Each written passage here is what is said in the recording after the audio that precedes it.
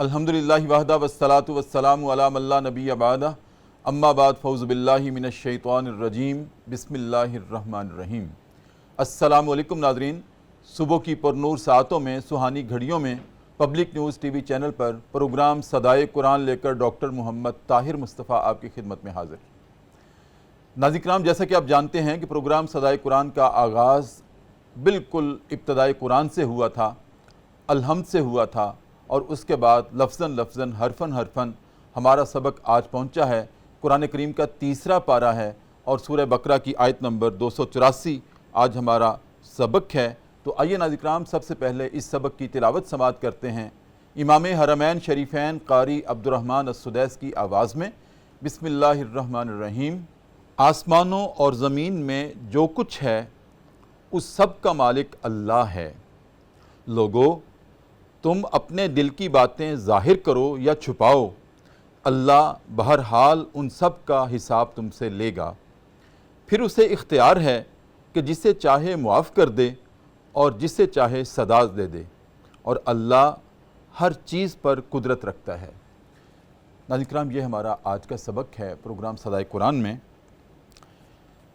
یہاں ناظرین کرام میں ایک بات عرض کروں گا کہ یہ جو روز محشر قائم کرنے کا فلسفہ تھا یا ہے، میں نے ایک دن عرض کیا تھا کہ اللہ رب العزت نے یوم القیامہ یا یوم الحشر قائم کرنے کا بنیادی مقصد یہ ہے کہ انسان کے جو چھپے ہوئے اعمال ہیں اللہ اس وقت ان کو ظاہر کر دے گا۔ آج انسان بڑا خوش فہم رہتا ہے کہ میں نے فلاں عمل کیا تھا، فلاں گناہ کیا تھا، فلاں برائی کی تھی، اس کا کسی کو بھی پتہ نہیں چلا۔ لیکن ناظرین کرام، اللہ یوم الحشر نامہ اعمال دیتے وقت انسان کے تمام اعمال وَمَن يَعْمَلْ مِثْقَالَ ذَرَّةٍ خَيْرًا يَرَهُ وَمَن يَعْمَلْ مِثْقَالَ ذَرَّةٍ شَرًّا يَرَهُ، انسان کے ذرہ برابر، اور ذرے کی کوئی ڈیفینیشن ناظرین کرام نہیں کر سکتا۔ ایٹم اس کی انگریزی میں ہم اصطلاح استعمال کرتے ہیں، اور ایٹم باریک ترین ذرہ ہوتا ہے، لیکن سائنس کہتی ہے کہ اس ذرے کے بھی آگے کروڑوں ٹکڑے کیے جا سکتے ہیں۔ اب آپ اس سے اندازہ کر لیجئے گا کہ ایٹم جس کو قرآن نے ذرہ کہا ہے، اس کے برابر بھی اگر کسی کی نیکی ہوگی وہ بھی ظاہر کر دی جائے گی، اور اس کے برابر بھی اگر کسی کی کوئی برائی ہوئی یا گناہ ہوا اور وہ خوش فہم ہے کہ کسی کو پتہ نہیں چلا، وہ ظاہر کر دیا جائے گا۔ ناظرین کرام، یہ اللہ رب العزت کا فلسفہ ہے یوم الآخرت کا۔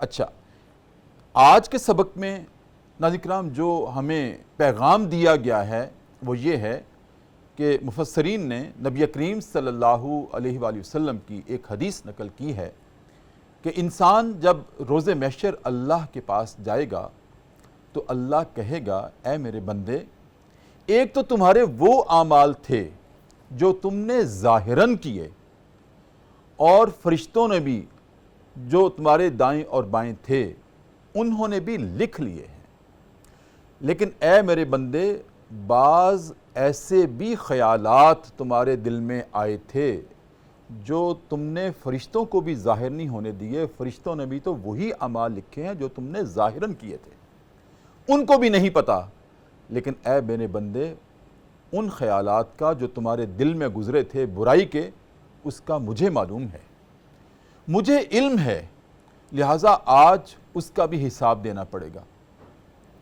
ناظرین کرام، میں بڑا خوش فہم تھا۔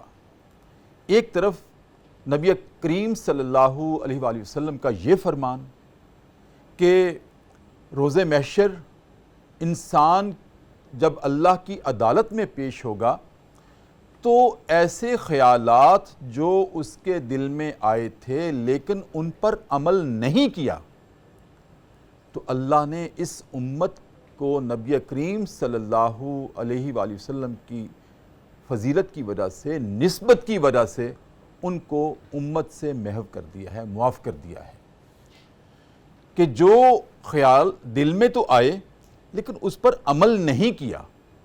یہ از خود بڑی فضیلت والی بات ہے، بہت تقوی والی بات ہے کہ انسان کو دل میں خیال آیا، ارج محسوس ہوئی، اور شوق پیدا ہوا، ذوق پیدا ہوا، گناہ میں لذت تھی، وہ کر سکتا تھا، لیکن خیال کو جھٹک دیا، اس نے نہیں کیا، تو اللہ رب العزت نے اس خیال آنے کو معاف کر دیا ہے۔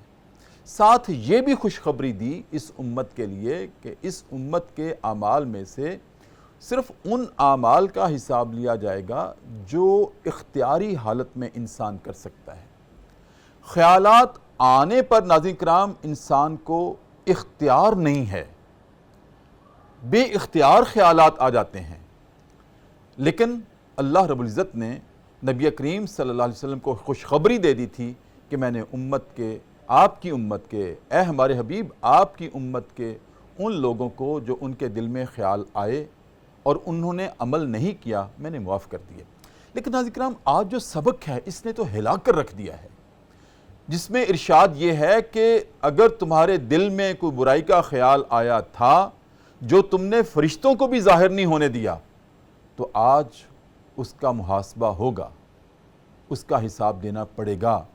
تو ناظرین کرام ایک طرف کلام اللہ کا یہ پیغام ہے اور ایک طرف میرے نبی محتشم صلی اللہ علیہ وآلہ وسلم کا فرمان ہے۔ اب دیکھتے ہیں کہ آج اس کی کہاں تطبیق ہوتی ہے۔ ناظرین کرام یہ بڑا اہم موضوع ہے جو آج ڈسکس ہونے جا رہا ہے پروگرام صدائے قرآن میں، اور اس کو ڈسکس کرنے کے لیے ناظرین کرام کلام اللہ کی اس آیت کی روشنی میں اور نبی کریم صلی اللہ علیہ وآلہ وسلم فدا کا امی وابی ان کے فرمان کی روشنی میں ہمارے فکر و عمل کی تطہیر کے کیا اسباب بنتے ہیں، کیا اسباق بنتے ہیں، کیا زاویہ فکر بنتا ہے، اس پہ آج ہم گفتگو کریں گے۔ اور گفتگو کرنے کے لیے ناظرین کرام پروگرام صدائے قرآن میں میری دائیں جانب تشریف رکھتے ہیں جناب ڈاکٹر شفاقت علی بغدادی۔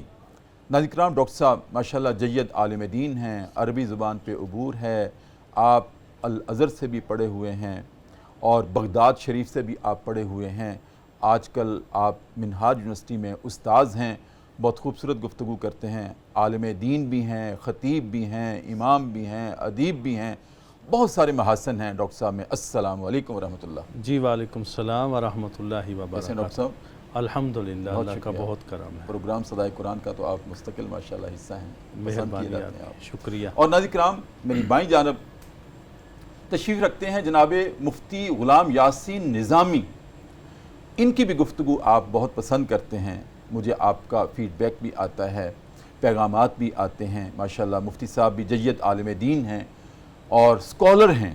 ناظرین کرام اپنے آپ کو مفتی صاحب پروگرام صدائے قرآن میں آنے سے پہلے صرف اسلامی اسکالر، وہ بھی بڑی کثر نفسی کے ساتھ کہا کرتے تھے، لیکن میں سمجھتا ہوں کہ آپ ماشاءاللہ اسلام جس میں قرآن بھی ہے، جس میں حدیث بھی ہے، جس میں فقہ بھی ہے، جس میں معاشیات بھی ہے، جس میں سیاسیات بھی ہے، جس میں عبادات بھی ہیں، جس میں عدل بھی ہے، جس میں حقوق اللہ بھی ہیں اور حقوق العباد بھی ہیں، تو مفتی صاحب کو ماشاءاللہ ان تمام موضوعات پر دسترس حاصل ہے۔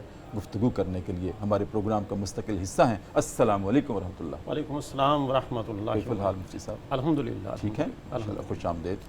ڈاکٹر صاحب پروگرام کا گفتگو کا آغاز کرتے ہیں۔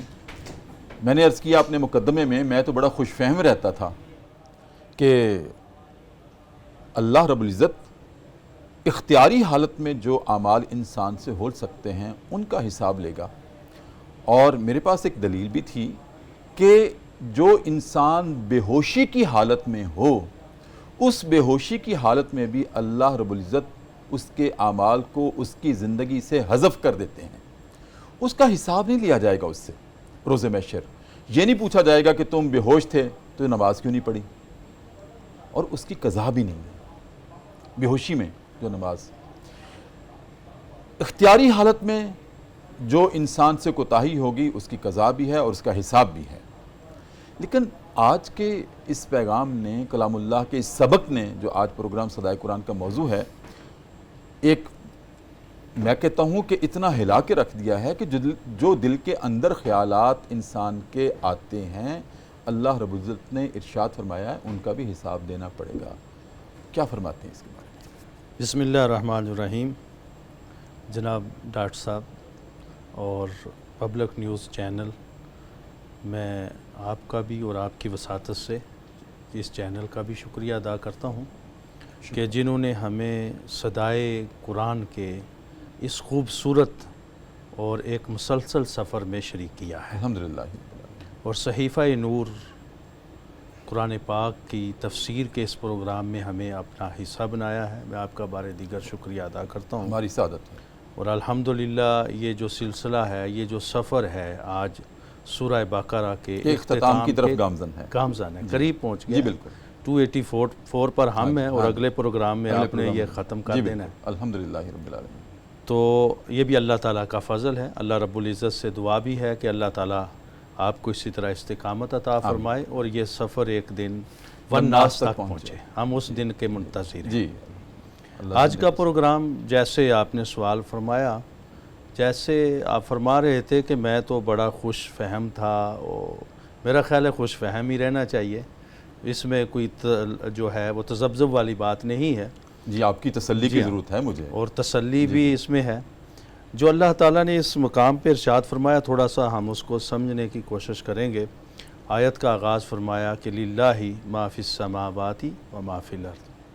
تو یہاں آغاز میں اللہ تعالیٰ نے اپنی بادشاہی، اپنی ملکیت، اپنے تصرف اور اپنی حکومت کا ذکر فرمایا ہے صحیح، کہ اس زمین پہ جو کچھ موجود ہے، جو تخلیق ہوا ہے، بلا شک و شبہ رب نے ہی تخلیق فرمایا ہے اور رب ہی اس کے امور کو چلا رہا ہے۔ صحیح، سورج ہو، چاند ہو، دن ہو، رات ہو، یہ کائنات میں جو بھی حرکت میں ہے، جو بھی چیز کسی تحرک میں ہے، اس کے پیچھے قادر مطلق اللہ رب العزت کی ذات ہے۔ بالکل ٹھیک۔ اب جو اگلی بات ہے کہ جو اللہ تعالیٰ نے فرمایا کہ اگر تم اپنے دل میں جو چیز چھپاتے ہو یا جو ظاہر کرتے ہو، یحاسبکم بہ اللہ، اللہ اس کا محاسبہ کرنے والا ہے، حساب کرنے والا ہے۔ اب یہاں یہ نہیں فرمایا کہ اس کی جزا دینے والا ہے، اس کے بدلے میں آپ کو خیر دینے والا ہے۔ تو اس جملے سے پتہ چلتا ہے کہ کوئی ایسی چیز چھپانے کی بات ہو رہی ہے یا کوئی ایسی بات ظاہر کرنے کی بات ہو رہی ہے جو اللہ کے احکام کے منافی ہے، جو اللہ تعالیٰ کے اوامر کے منافی ہے۔ اب اس بات کو سمجھنے کے لیے میں نے اس موضوع کے مطابق جب مطالعہ کیا تو مشکات شریف کی شرح ہے اشیاۃ اللمعات شیخ عبدالحق محدث دہلوی رحمۃ اللہ علیہ کی، تو انہوں نے کتاب الایمان میں باب الوسوسہ میں اس موضوع کے مطابق بڑی تفصیلی گفتگو لکھی ہے، اور باقی کتب میں بھی موجود ہے۔ جی جی، تو وہ بیان فرماتے ہیں کہ یہ جو انسان کے ذہن میں خیالات آتے ہیں، یہ ایک قسم کے نہیں ہیں، ان کی کئی قسمیں ہیں۔ صحیح، ایک خیال جو ہوتا ہے بطور وسوسہ ہوتا ہے، اور ایک خیال بطور عزم ہوتا ہے، ارادے کے ہوتا ہے۔ جو تو بطور وسوسہ ہوتا ہے اس کی آگے قسمیں ہیں، وہ بھی میں بیان کرتا ہوں، اس کا مواخذہ نہیں ہے۔ اچھا، جو بطور عزم ہوتا ہے، ارادہ ہوتا ہے، اس کا مواخذہ ہوتا ہے۔ ان دونوں میں فرق کیا ہے؟ اب فرق بیان کرتے ہیں اس میں۔ سب سے پہلی چیز یہ ہے کہ انسان کے دماغ میں اچانک خیال آ گیا، آیا اور چلا گیا، اور اس پر کوئی آگے تسلسل نہ رہا۔ اس قسم کے خیال کو، اس قسم کی فکر اور سوچ کو اصطلاح میں حاجز کہتے ہیں۔ وہ آیا اور چلا گیا۔ اس کے بعد دوسری سٹیج ہے کہ انسان کے ذہن میں خیال آیا اور خلجانی کیفیت بھی پیدا ہوئی، وہ سٹے کر رہے ہیں، اور ابھی خلجانی کیفیت پیدا ہوئی اور تھوڑا بہت سٹے ہے، ابھی زیادہ سٹے بھی نہیں ہے، بس آیا اور انسان کی طبیعت میں تبدیلی پیدا ہوگی، ہلچل اور خلجان کی صورت پیدا ہوگی۔ یہ دوسری سٹیج ہے، اس کو خاطر کہتے ہیں۔ خاطر، اچھا، پہلا حاجز اور دوسرا خاطر، توع کے ساتھ، توئے کے ساتھ، توا کے ساتھ جو ہم پڑھتے ہیں۔ تو یہ دوسری سٹیج ہے۔ تیسری سٹیج اس کے بعد جو آتی ہے کہ انسان کے ذہن میں خیال آتا ہے، خیال کے بعد وہ ٹھہرتا بھی ہے اور انسان کو اس پر کچھ لذت بھی محسوس ہوتی ہے اور اکساتا بھی ہے۔ اسے حدیث النفس بھی کہتے ہیں اور وسوسہ بھی کہتے ہیں۔ یہ وہ تین سٹیجز ہیں جس پر انسان کا کوئی مواخذہ نہیں ہوتا۔ اس کے بعد چوتھی سٹیج بھی اسی سے ہی متعلق ہے کہ انسان کے ذہن میں خیال آیا اور اس کا تسلسل بڑھا، اور اس کے تسلسل کے ساتھ انسان کو لذت بھی محسوس ہوئی۔ لیکن وہ عمل کرنے کے ارادے میں پختہ نہ ہوا، یعنی اس کام کے کرنے میں اس نے پختہ ارادہ نہ کیا، تو اس کو ہم کہتے ہیں۔ یہ چوتھی سٹیج ہوگی۔ یہ جو ہم ہے اس پر بھی مواخذہ نہیں ہے۔ اب جو اس آیت میں آ رہا ہے وہ پانچویں چیز ہے۔ اچھا، پانچویں چیز کیا ہے کہ انسان کے ذہن میں کوئی خیال آیا کوئی کسی چیز کے بارے میں، اور وہ خیال ٹھہرا رہا، اس میں تسلسل رہا، انسان کو اس میں لذت محسوس ہوئی، اور اس کے کرنے پر اس نے پختہ ارادہ کر لیا، لیکن کوئی خارجی ایسی رکاوٹ تھی جس کی وجہ سے وہ رکا رہا۔ اگر رکاوٹ نہ ہوتی تو وہ اس کو فوراً کر دیتا، تو اس کے پختہ عزم کی وجہ سے اس کو اس خیال پر اس کا مواخذہ کیا جائے گا، اس کو سزا، اور اللہ تعالیٰ اس کے مطابق جو ہے حساب اور کتاب لے گا۔ یحاسبکم بہ اللہ کا جو یہاں معنی ہے، یہ وہ پانچویں سٹیج ہے جس پر بندہ پہنچتا ہے۔ چار سٹیجز اللہ تعالیٰ نے رحمت للعالمین، آقا و مولا تاجدار کائنات حضرت محمد مصطفیٰ صلی اللہ علیہ وسلم کے وسیلے سے امت محمدیہ کو ایسی عطا فرما دی کہ رب ان پر مواخذہ نہیں کرتا، جو حدیث آپ بیان فرما رہے تھے بخاری اور مسلم کی، اور وہ انہی چار سٹیجز کے بارے میں اسی حوالے سے آقا کریم علیہ السلام سے برائے لیتے ہیں۔ جی مفتی صاحب کیا ارشاد فرماتے ہیں؟ اسی تناظر میں صحابہ کرام بعض اوقات نبی کریم صلی اللہ علیہ وسلم سے عرض کیا کرتے تھے، یا رسول اللہ فداک امی و ابی، ہمارے ماں باپ آپ پہ قربان، نماز کے دوران ہمیں ایسے خیال آتے ہیں، اتنے بھیانک ہوتے ہیں، ہم آپ کو بیان بھی نہیں کر سکتے۔ تو نبی کریم تسلی اور تشفی دیتے تھے کہ اللہ نے معاف کر دیا۔ ہاں، جیسے ڈاکٹر صاحب نے بھی بات کہی ہے، ایک ہے خیالات کا آنا اور ایک ہے خیالات کا لانا۔ لانا قابل مواخذہ ہے، قابل محاسبہ ہے، آنے پہ تو انسان کو اختیار ہی نہیں ہے۔ جی ارشاد فرمائیں۔ بسم اللہ الرحمن الرحیم۔ قبلہ ڈاکٹر صاحب بہت بہت شکریہ، سلامت رہیں۔ آپ بڑی نظر عنایت فرماتے ہیں۔ جی اللہ پاک آپ کا اقبال بلند فرمائے، آمین۔ دونوں جہانوں کی سعادت نصیب فرمائے۔ صدائے قرآن کے حوالے سے اللہ کے پیارے رسول کا یہ فرمان ہے کہ جس نے کسی کو ایک آیت سکھائی تو جب تک وہ آیا مبارکہ تلاوت ہوتی رہے گی، اس کے نامہ عمل میں اجر و ثواب لکھا جاتا رہے گا۔ سبحان اللہ۔ تو اگر آیا مبارکہ سکھانے پہ اللہ کی طرف سے اتنا اجر و ثواب ہے، پھر اس آیا مبارکہ کے مضامین، اس کی تفسیر، اس کی وضاحت، دین کے تمام معاملات وہ بتلانے پر خدا کی کرم نوازی کا عالم کیا ہوگا۔ بلا شبہ یہ پروگرام جو ہے یہ ہمارے لیے دنیا میں بھی نفع کا باعث ہے، الحمدللہ، اور آخرت میں بھی ہمارے لیے نفع کا باعث ہوگا۔ آپ نے اپنے خطبہ کے اندر بھی، مقدمہ کے اندر بڑی خوبصورت گفتگو کی ہے، جس میں ان تمام چیزوں کا آپ نے احاطہ کیا، اور قبلہ ڈاکٹر صاحب نے ماشاءاللہ بڑی عمدہ اور بڑی خوبصورت عالمانہ گفتگو کی ہے۔ جی جی، سب سے پہلی بات تو یہ ہے کہ یہ آیا مبارکہ جو ہے نا، اس کا مرکزی مضمون وہ اللہ تبارک و تعالیٰ کی قدرت ہے۔ صحیح۔ اللہ تبارک و تعالیٰ نے اس آیا مبارکہ میں اپنی قدرت کا اظہار فرمایا ہے، اور قدرت کے اظہار کے لیے اس آیا مبارکہ میں اللہ تعالیٰ نے اپنی دو صفات کو بیان فرمایا ہے، ایک ستار العیوب، اور دوسری صفت اس بات کو بیان فرمایا ہے کہ وہ علیم بذات الصدور بھی ہے۔ سبحان اللہ، وہ قصوروں کو، خطاؤں کو ڈھانپنے والا بھی ہے، جی، اور اس کا علم بھی رکھتا ہے۔ کیا خوبصورت بات کی ہے۔ یہ دو جو ہے نا، یہ دو صفات، یہ اللہ تبارک و تعالیٰ کی قدرت کو، کیونکہ اس کے آخر میں اس بات کو بیان کیا گیا ہے کہ وہ ہر شے پر قدرت رکھنے والا ہے۔ صحیح۔ اس سے اگر آپ اجازت دیں وقفہ لے لیں، پھر یہیں سے سلسلہ کام دوبارہ شروع کرتے ہیں۔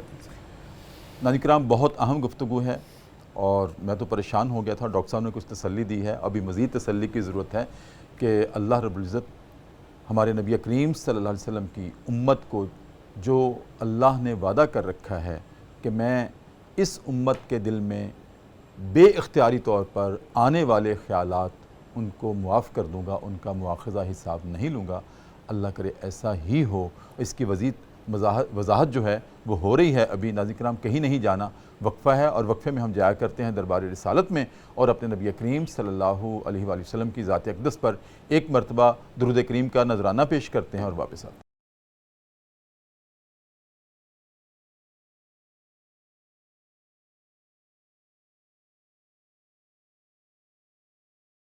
وقفے کے بعد ناظرین کرام دوبارہ آپ کی خدمت میں حاضر ہیں. صبح کی پرنور ساعتیں ہیں, سہانی گھڑیاں ہیں. پبلک نیوز ٹی وی چینل ہے, ہمارا پروگرام ہے صدائے قرآن, اور آج ناظرین کرام ہمارا سبق ہے سورہ بقرہ کی آیت نمبر 284, تیسرا پارہ ہے. اور ناظرین کرام اس سبق میں اللہ رب العزت نے ارشاد فرمایا ہے کہ میں دلوں کے پوشیدہ تمام رازوں سے واقف ہوں جو انسان کے دل میں سے گزرتے ہیں, جو دلوں میں بھید ہیں, جو خیالات ہیں, اللہ اس سے آگاہ ہے. اور نبی کریم صلی اللہ علیہ وسلم کی ہمیں خوشخبری ہے, بشارت ہے کہ انسان کے دل میں ایسے آنے والے وسوسے اور خیالات جو برائی پر مشتمل تو ہوتے ہیں لیکن انسان اس پہ عمل نہیں کرتا, اللہ سے ڈر جاتا ہے. تو خیالات کا آنا ناظرین کرام بے اختیاری ہے, تو اللہ نے بے اختیاری حالت میں جو خیالات آتے ہیں ان سے معافی کا وعدہ کر رکھا ہے. اس پہ گفتگو ہے, اور گفتگو فرما رہے ہیں جناب ڈاکٹر شفاقت علی بغدادی اور جناب مفتی غلام یاسین نظامی. جی مفتی صاحب, آپ ارشاد فرما رہے ہیں. جی کیونکہ ڈاکٹر صاحب میں یہ عرض کر رہا تھا کہ اس آیہ مبارکہ کے حوالے سے اگر دیکھا جائے نا, جی جی, تو جو دوسری چیز اس آیہ مبارکہ کے اندر بیان کی گئی ہے وہ اللہ تبارک و تعالی نے اہل ایمان کو اطمینان اور سکون کی دولت سے نوازا ہے. صحیح. اور یہ والی دولت کا سامان جو ہے یہ اس آیہ مبارکہ کے اندر ہے. جس طرح دیکھا جائے نا, جب یہ آیہ مبارکہ نازل ہوئی تو صحابہ اکرام حضور کی بارگاہ میں حاضر ہوئے اور عرض کرنے لگے, یا رسول اللہ, یعنی ہم نماز, روزہ, حج, زکوٰۃ تو ادا کرتے ہیں, اب یہ ایک ایسا معاملہ ہے کہ جس کا تعلق جو ہے وہ دل کے ساتھ ہے اور اختیار نہیں ہے, اور خیالات آنے پہ اختیار نہیں ہے. جی, تو اب ہمیں کیا کرنا چاہیے؟ وہ بھی پریشان ہو گئے. میں نے بھی پڑھا, میں نے مطالعہ کیا. تو اللہ کے پیارے رسول صلی اللہ علیہ وآلہ وسلم نے آگے سے ان کی رہنمائی فرمائی اور فرمایا, کیا تم یہود و نصارہ کی طرح بات کر رہے ہو کہ جس طرح کہ انہوں نے کہا ہے سمعنا و عصینا. تو جب انہوں نے اللہ کے پیارے رسول نے یہ والی بات کی تو صحابہ کرام نے آگے سے کہا, یا رسول اللہ سمعنا و اطعنا. تو اللہ تبارک و تعالی نے ان کی یہ جو جذبہ اطاعت رسول ہے اس کی تعریف فرمائی ہے. سبحان اللہ. اور تیسری چیز جو اس آیہ مبارکہ کے اندر بیان کی گئی ہے, اگر ہم پچھلی آیہ مبارکہ کو دیکھیں نا, پچھلی آیہ مبارکہ کے اندر گواہی کو چھپانے کا ذکر ہے. ٹھیک. اور گواہی کو چھپانے میں سب سے زیادہ ملوث یہ یہود تھے. اللہ کے پیارے رسول صلی اللہ علیہ وآلہ وسلم کی ذات و صفات کے حوالے سے دیکھا جائے تو یہ وہ ذات و صفات جو ہیں یہ اپنی کتابوں سے یہ چھپا لیا کرتے تھے, اور اسی طرح لین دین کے معاملات جو ہوتے تھے یہ ان کو بھی چھپایا کرتے تھے. تو اللہ تبارک و تعالی نے اس آیہ مبارکہ میں ان کی مذمت بھی بیان فرما دی, اور ساتھ ہی ساتھ اہل ایمان کو اس بات کا درس بھی دیا ہے کہ میں تمہارے تمام کے تمام اعمال سے باخبر ہوں, اور یہ بات یاد رکھو ان تمام اعمال کا تم سے محاسبہ کیا جائے گا. جس طرح کہ قبلہ ڈاکٹر صاحب نے بڑی خوبصورت بات کہی ہے. دیکھیں, جب انسان کے دل میں کوئی خیال پیدا ہوتا ہے, جس طرح کہ انہوں نے کہا کہ وسوسہ, اب وسوسہ جب پیدا ہو جائے تو اس کے اوپر مواخذہ نہیں ہے جب تک کہ بندہ اس وسوسے کے اوپر عمل کرنے کا ارادہ نہ کرے. ٹھیک. ظاہر سی بات ہے, اگر وہ عمل کرنے کا ارادہ کرے گا تو وہ کیا کہلائے گا؟ بغض کہلائے گا, حسد کہلائے گا, کینہ کہلائے گا.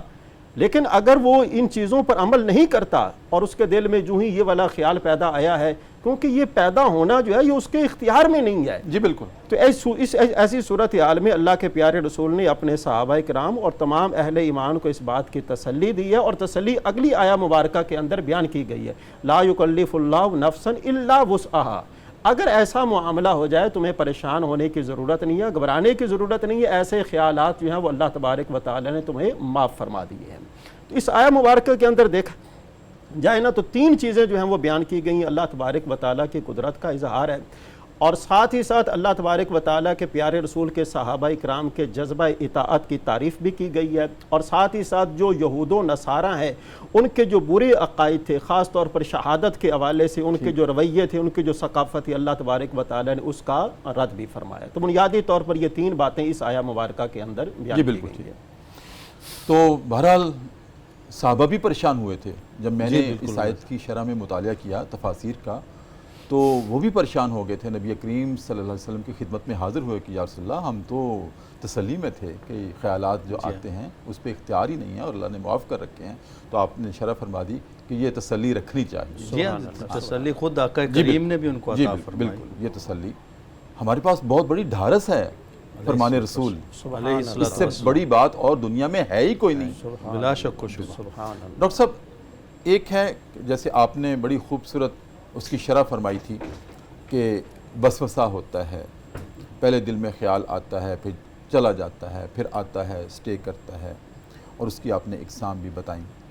ڈاکٹر صاحب ان خیالات کی روشنی میں جو آتے ہیں چلے جاتے ہیں، وسوسہ کی صورت اختیار کرتے ہیں، ان پر تو مواخذہ نہیں ہے، لیکن جس کی طرف مفتی صاحب نے بھی اشارہ کیا ہے کہ بعض خیالات ایسے آتے ہیں اور اس طرح سے ہمارے دل و دماغ میں، ہمارے فکر و عمل میں بسیرا کر لیتے ہیں کہ وہ بظاہر نظر نہیں آتے، پوشیدہ ہیں۔ مثلا بغض ہے، حسد ہے، کینہ ہے، حب دنیا ہے، تعصب ہے، نفرت ہے، نفرت ہے، دشمنی ہے، بدعقیدگی ہے، جی بدعقیدگی ہے، یہ بہت یہ سارے نظر نہیں آتے، جی۔ پوشیدہ ہی ہیں۔ اب کسی کو کیا پتا کہ میں اس کا دشمن ہوں؟ جی جی کسی کو کیا پتا؟ اللہ کو معلوم ہے، اللہ اکبر۔ اللہ کو معلوم ہے جی جی۔ کہ مجھے اس کے ساتھ بغض ہے، وہ میرے سے حسد رکھتا ہے، اللہ کو معلوم ہے، میرے پاس کوئی پیمانہ نہیں ہے کہ میں اس کو جان سکوں۔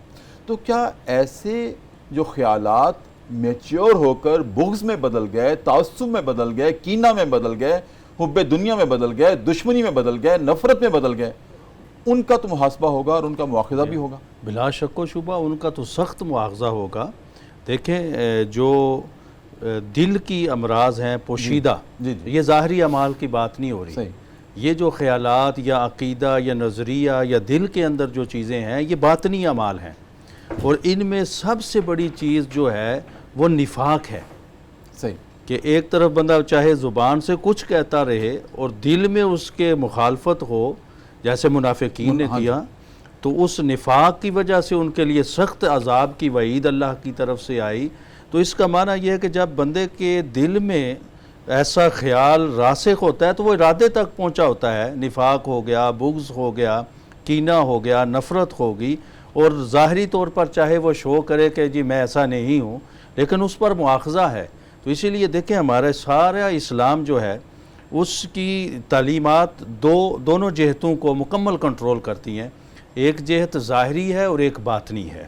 اسی مضمون کو آقا کریم علیہ الصلوۃ والسلام نے بیان فرمایا ہے کہ وہ بندہ اس وقت تک مومن نہیں ہو سکتا جب تک وہ اپنی خواہشات کو، اپنے آپ کو میری پیروی میں مکمل لے نہیں آتا، کلیتاً وہ میری پیروی میں نہیں آ جاتا ظاہری طور پر۔ اور اس کا جو دوسرا حصہ ہے، آقا کریم علیہ الصلوۃ والسلام نے فرمایا کہ جو معنوی حصہ ہے، لا یؤمن احدکم حتی اکون احب الیہ من والدہ و ولدہ والناس اجمعین، کہ وہ مومن نہیں ہو سکتا جب تک اس کا باطن بھی میری پیروی نہیں کرتا، یعنی سبحان اللہ۔ یہاں واہ پر واہ واہ۔ ظاہر باطن بھی پیروی نہیں کرتا، ظاہراً بھی پیروی کرنا اور باطناً بھی پیروی کرنا، یہ اسلام تقاضا کرتا ہے۔ تو یہ جو میرا خیال ہے باطنی پیروی کو اطاعت کہتے ہیں اور ظاہری پیروی کو اتباع کہتے ہیں۔ اس میں بھی بہت خوبصورت آپ نے یہ بھی بات فرمائی ہے، یعنی یہاں پر اطاعت میں ہوتا ہے مان لینا، جی جی، قبول کر لینا، اور جو ماننا اور قبول کرنا ہے وہ باطناً ہی ہوا کرتا ہے، دل سے وہ جو ہوتا ہے۔ اب جو ظاہری بیماریاں ہیں ان کو تو اللہ تعالیٰ ہم بھی دیکھتے ہیں، لوگ بھی دیکھتے ہیں، اللہ بھی دیکھتا ہے، لیکن اس آیت کے اندر اللہ تعالیٰ جس چیز کی طرف اشارہ فرما رہا ہے وہ باطنی بیماریاں ہیں، جیسے آپ نے سوال میں فرمایا کہ حسد ہے، بغض ہے، نفاق ہے، نفرت ہے، کراہت ہے، یہ ساری باطنی بیماریاں ہیں۔ ان باطنی بیماریوں کو جب تک بندہ اپنے دل سے نہیں نکالتا اور دل کی تختی کو صاف نہیں کرتا اور دل کو پیروی رسول میں، اتباع رسول میں نہیں لگاتا، اس وقت تک وہ بندہ کامل مومن نہیں بنتا۔ اچھا، ان بیماریوں کو زائل کرنے کے لیے پھر نبی کریم صلی اللہ علیہ وسلم کو اللہ رب العزت نے جو نسخہ اکسیر دے کے بھیجا وہ کیا ہے؟ تزکیہ ہے، وہ تزکیہ بھی ہے اور حب رسول ہے، اور آقا کریم علیہ الصلوۃ والسلام پر ہمہ وقت درود و سلام ہے، اور اس کو جو ہمارے پروگرام کا بھی خاصہ ہے، ہمیشہ رکھتے ہیں۔ تو آقا کریم علیہ الصلوۃ والسلام کی محبت ایک تزکیہ کے ذریعے سے نبی کریم صلی اللہ علیہ وسلم نے دلوں سے یہی زنگ اتارے ہیں جو بغض کے ہیں، حسد کے ہیں، نفرت کے ہیں، دشمنی۔ آقا کریم علیہ الصلوۃ والسلام نے تو تزکیہ اپنی نگاہ سے بھی فرمایا ہے، جس پر نگاہ پڑتی تھی آقا کریم کی اسی نظر وقت اتنی اکثیر تھی کہ وہ اس کا تزکیہ ہو اندر اور جاتا باہر سے منور ہو جاتا تھا. تو یہ فیض اللہ تعالیٰ نے آگے اپنے بندوں کو بھی دیا ہے، آقا نے اپنے غلاموں کو بھی دیا ہے. نگاہ ولی میں وہ تاثیر دیکھی، بدلتی ہزاروں کی تقدیر دیکھی. تو اللہ تعالیٰ یہ جس کو چاہتا ہے یہ طاقت آگے عطا فرماتا ہے، لیکن طاقت ملتی در رسول سے ہے. بالکل ٹھیک ہے کہ میں سارے چور دروازے مکفل کر کے رکھتا ہوں، جسے آنا ہے دل کے صدر دروازے سے آنا ہے. اللہ اکبر، یہی صدر دروازہ وہی ہے. صدر دروازہ وہی ہے. آپ کی اجازت سے وقفہ ہے. ناظرین کرام، پروگرام صدائے قرآن ہے اور وقفہ ہے ایک مرتبہ پھر، اور اپنے نبی کریم صلی اللہ علیہ وسلم کی ذات اقدس پر والہانہ انداز میں وارفتگی کے ساتھ ایک مرتبہ پھر درود کریم کا نذرانہ پیش کرتے ہیں اور واپس آتے ہیں.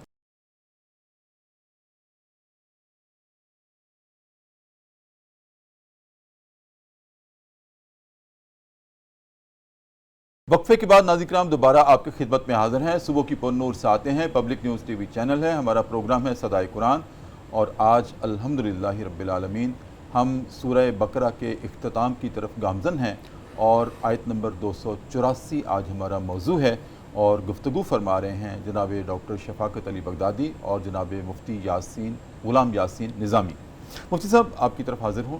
ہم نے جیسے کہ رذائل کی بات کی جو پوشیدہ ہوتے ہیں، مثلا حسد ہے، بغض ہے، نفرت ہے، دشمنی ہے، اسی طرح سے ہمارے دل میں صالحات کا بھی بسیرا ہوتا ہے اور وہ بھی پوشیدہ ہوتے ہیں.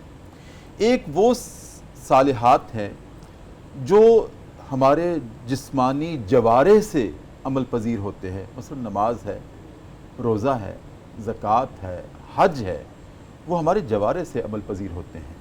طواف ہمارے پاؤں کے چلنے سے ہوگا، زکوٰۃ ہم ایک ہاتھ سے دیتے ہیں، نماز کے لیے قیام کرتے ہیں، رکوع کرتے ہیں، سجدہ کرتے ہیں. اسی طرح سے مفتی صاحب کچھ ایسے پوشیدہ صالح اعمال ہیں، فکری اعمال ان کو ہم کہہ لیتے ہیں، جو کہ ہمارے دل میں بسیرا کیے رکھتے ہیں. وہ کیا ہیں؟ صبر ہے، نظر نہیں آتا، پوشیدہ ہے. شکر ہے، تواضع ہے، انکساری ہے، اللہ کا ڈر اور خوف ہے، خشیت ہے، لہٰذا تقوی ہے، ایمان ہے. یہ سارے وہ صالحات ہیں، صالح اعمال ہیں جن کا بسیرا ہمارے دل میں ہوتا ہے اور نگاہ کرم سے ہوتا ہے، اللہ کی عطا سے ہوتا ہے، اور نبی کریم صلی اللہ علیہ وسلم کی توجہ سے یہ بسیرے ہوتے ہیں. اچھا، ایک طرف جیسے ڈاکٹر صاحب نے کہا کہ ان کا مواخذہ، ان کا حساب ہوگا، تو ان کا اجر کتنا بے حد و حساب ہوگا؟ بسم اللہ الرحمن الرحیم. کیونکہ ڈاکٹر صاحب اس حوالے سے تو اللہ کے پیارے رسول نے ہماری رہنمائی فرما دی. جی. اللہ کے پیارے رسول کا فرمان ہے، بخاری شریف کی حدیث پاک ہے.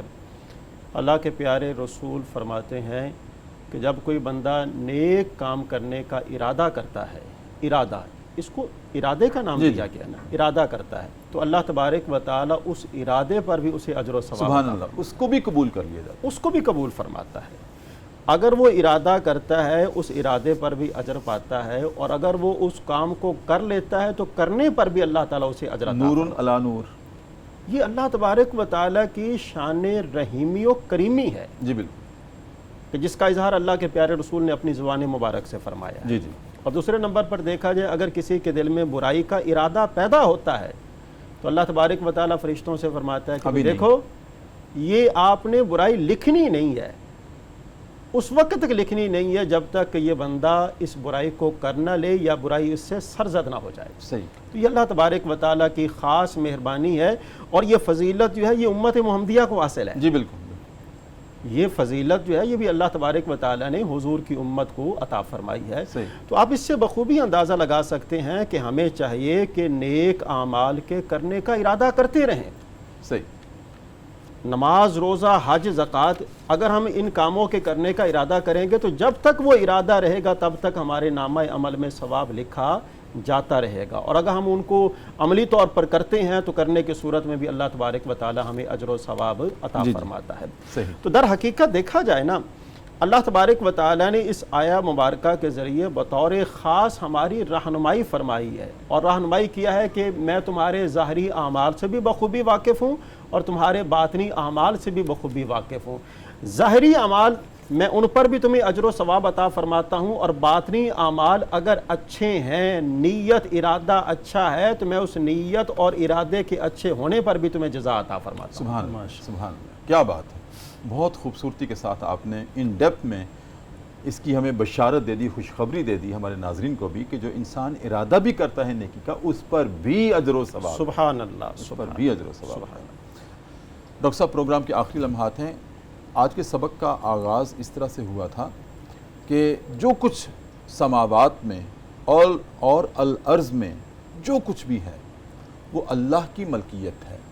سبحان ڈاکٹر صاحب، ایک چیز ہمارے ناظرین کے لیے میں چاہتا ہوں آپ کی موجودگی سے فائدہ اٹھاتے ہوئے، ایک لغوی سی تھوڑی سی بات ہے، لغوی تشریح کی، لغوی شرح کی بات ہے کہ جب بھی تذکرہ ہوا زمین و آسمان کا، سماوات اور الارض ایسے تذکرہ ہوا ہے، پھر قرآن کریم نے اس کی وضاحت بھی فرما دی کہ 7 سماوات 7 آسمان۔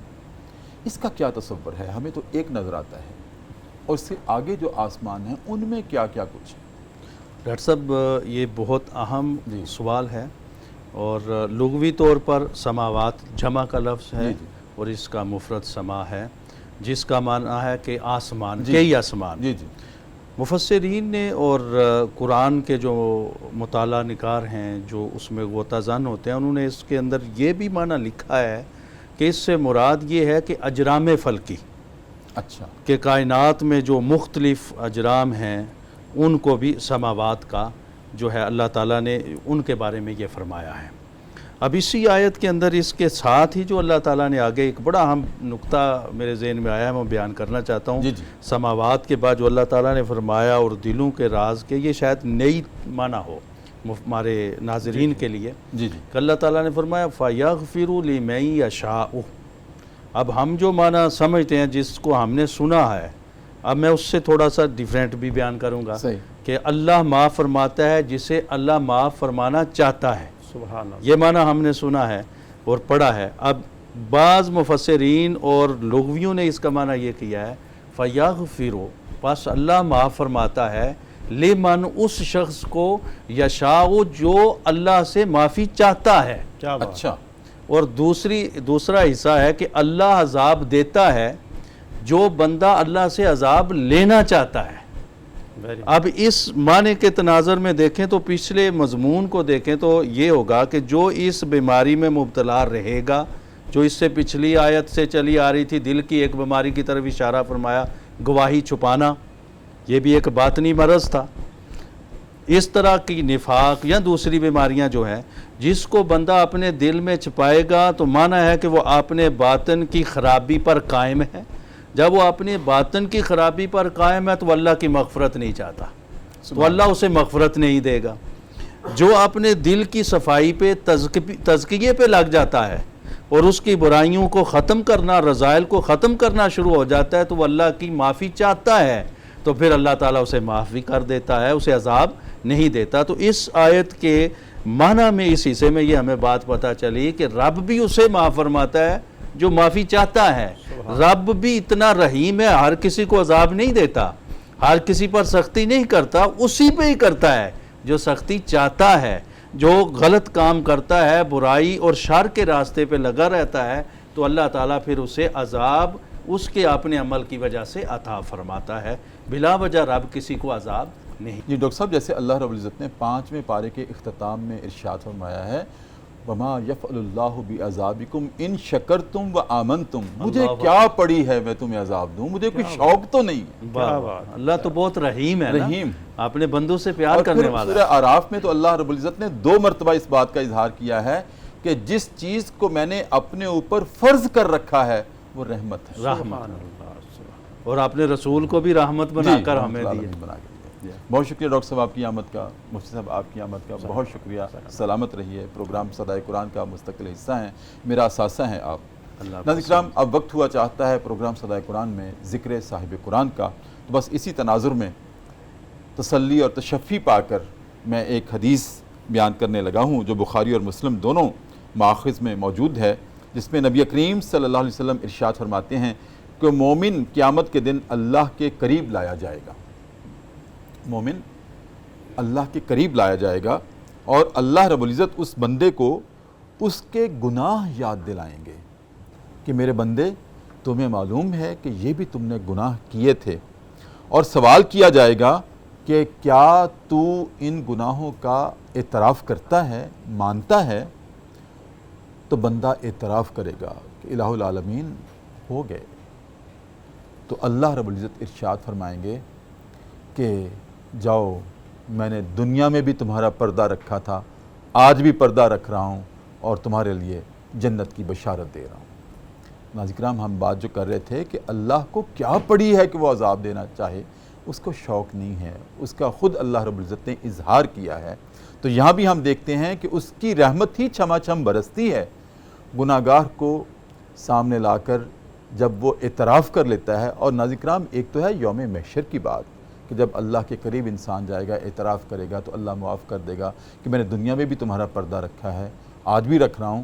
اور اسی طرح سے ناظرین کرام، یہ خوشخبری آج دنیا میں بھی ہمارے لیے ہے کہ اگر کوئی انسان اپنے نسیان کی وجہ سے، خطا کا پتلا ہونے کی وجہ سے کوئی غلطی، کوئی گناہ، کوئی برائی کر بیٹھے، تو پھر کونے خدرے میں جا کے چپ کر کے اللہ سے دو آنسو بہا کر معافی مانگ لے، تو اللہ پھر بھی اس پر پردہ فرماتا ہے، پھر بھی اس کو پوشیدہ رکھتا ہے، پھر بھی انسان کی اس برائی کو کسی پر ظاہر نہیں کرتا۔ اگر اللہ سے کوئی معافی مانگ لے تو ہمیں ہر حال میں، ہم انسان ہیں، خطا ہو جاتی ہے، کبھی غیر ارادی طور پر، کبھی ارادی طور پر، تو اللہ سے معافی ہی طلب کرنی چاہیے اور ان پر پردہ ڈالنے کی ہی استدعا کرنی چاہیے اللہ رب العزت سے۔ ناظرین کرام، اسی کے ساتھ آج کا پروگرام صدائے قرآن ہم ختم کرتے ہیں۔ اپنے میزبان ڈاکٹر محمد طاہر مصطفیٰ کو اجازت دیجیے، اپنے بہت خیال رکھیے۔ اللہ حافظ۔